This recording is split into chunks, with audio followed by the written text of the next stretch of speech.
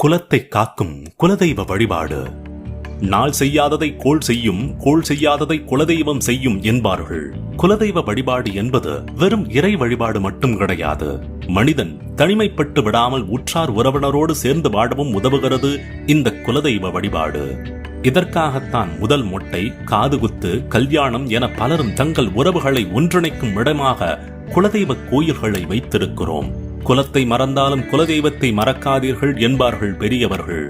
நம் வாழ்வின் அத்தனை பிரச்சனைகளுக்கும் பரிகாரமாக இருப்பது குலதெய்வ வழிபாடாகத்தான் இருக்கும்.